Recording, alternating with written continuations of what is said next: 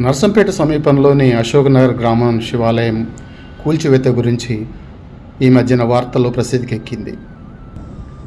ఒక అత్యద్భుతమైనటువంటి కాకతీయ శైలి దేవాలయాన్ని నిరపేక్షంగా కూల్చివేయడం అనేది బాధాకరమైనటువంటిది. అశోక్నగర్ గ్రామ శివాలయం చారిత్రకంగా ప్రసిద్ధమైంది. ఇక్కడ మనకు లభించేటువంటి కాకతీయ శాసనం వరంగల్ జిల్లా శాసన సంపుటిలో అచ్చయినటువంటిది.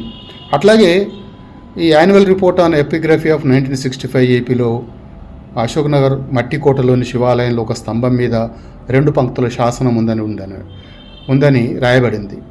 ఆ 2 పంక్తులున్న ఆ శాసనంలో తాటి వద్దను ఉన్న పులు -6-16 మడిన్నర అని ఉంది.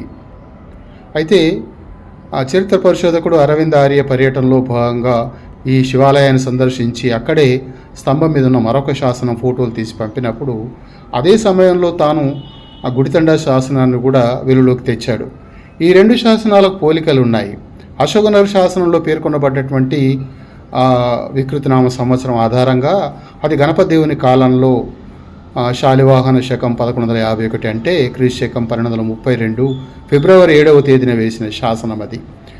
అశోక్నగర్ శివాలయంలోని దేవుడు సోమనాథుడు, ఆ గుడితండ శివాలయంలో దేవుడైతే రామనాథుడు.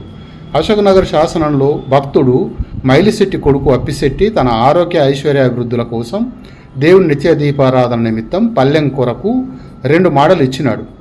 వాటిని 4 నకరాలు వర్తకులు వడ్డీకి ఇచ్చి వచ్చిన ఆదాయంతో దేవునికి దీపారాధన నడిపుణ్యం కట్టుకోవాలని ఆ శాసనంలో ఉన్నది. అంతేకాదు ఈ శాసనం గణపతి దేవుని శ్రీమన్ మహారాజాదిరాజులైన అని సంబోధిస్తున్నది.